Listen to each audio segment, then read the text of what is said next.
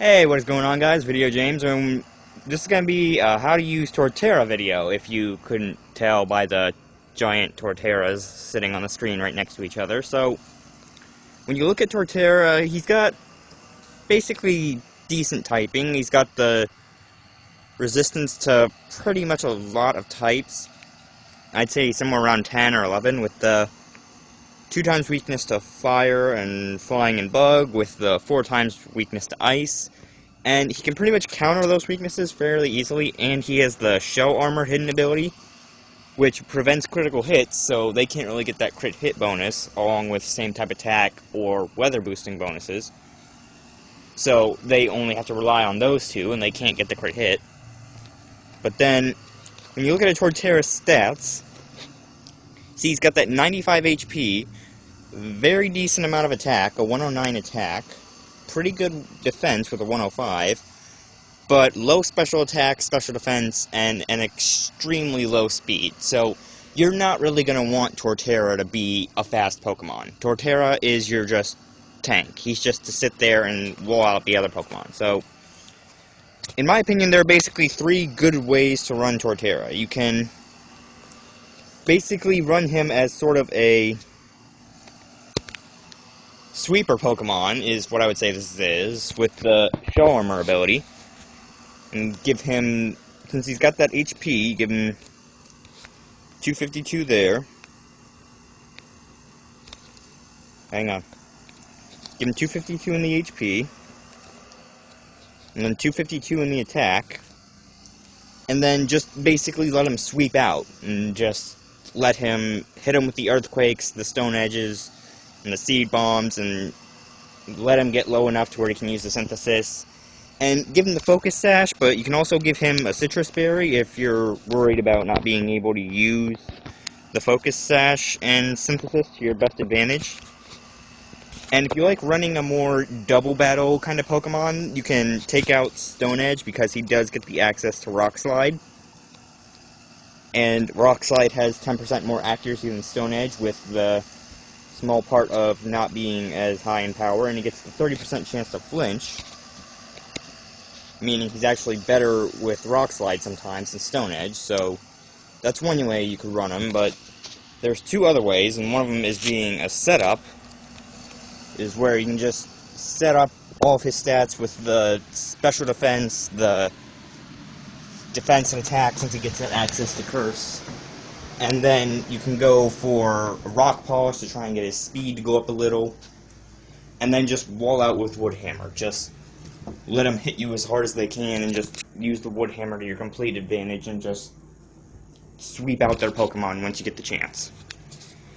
And if you want to run this Torterra, I'd say the best chance would probably be...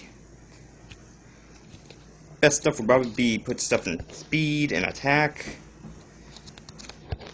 That way Rock Polish actually does some decent effectiveness, and you have the attack up to where Curse is going to do a lot of good things for you, and the Amnesia just bringing up his special defense, since it's already at the 200s when it's not EV'd, so put the remaining 6 EVs into his special defense, and you end up getting a 207 special defense Torterra. Use that Amnesia, boost it by 0.5, brings it up to somewhere around 3010, or 310, I don't know why I said 3010. And then just give him the, if I can tap the right button, the Careful Nature, raise his special defense, lower his special attack, and just wall out.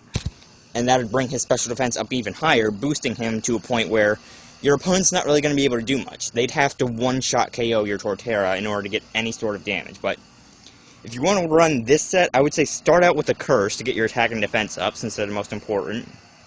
Then hit them with the Amnesia, and if they're not hitting you with something that's going to be a one-hit KO, then the Citrus Berry is going to get you back your health if you can't recover it that easy.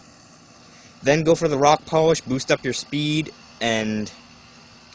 well, actually, go for the Rock Polish first, then you can get rid of your Curse effect, which lowers your speed. and then go for a second rock polish after you're done with Curse and Amnesia. Bring him back up to 0.5 extra speed, and then he can basically just sweep out with Woodhammer until he faints, and then you can just switch out into another Pokemon. But the third way to run Torterra, in my opinion, to best use him, is a setup Pokemon. You just use him to set up moves that'll damage your opponent and bring you good luck. So, like, since he has the access to Stealth Rock, throw that out. He has Reflect and Light Screen, throw those out. Boost your team's entire stats. And then he also has access to Roar, so your Pokemon, or your Torterra is facing an opponent's Pokemon it doesn't really want to fight. Torterra throws out the Stealth Rock, give him the Focus Sash to survive. And if your opponent doesn't hit it the second turn, use Roar, send the Pokemon away, and then bring out a Pokemon, and that Pokemon gets damaged by the Stealth Rock. And if you want to run this Torterra, Shell Armor is what you'd want, because Shell Armor would prevent critical hits, unlike with the Sweeper Torterra, where you'd want Overgrow to boost its grass types once it gets below a third of its HP.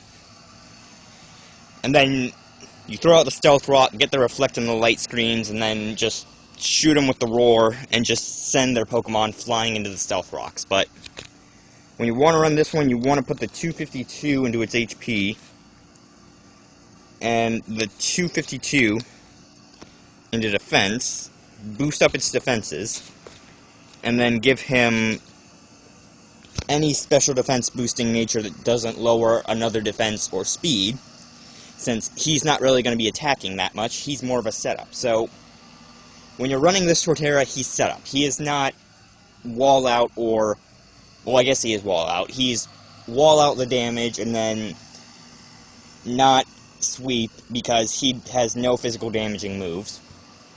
And you just hit them with the status moves and completely lower their chance to do anything that they can.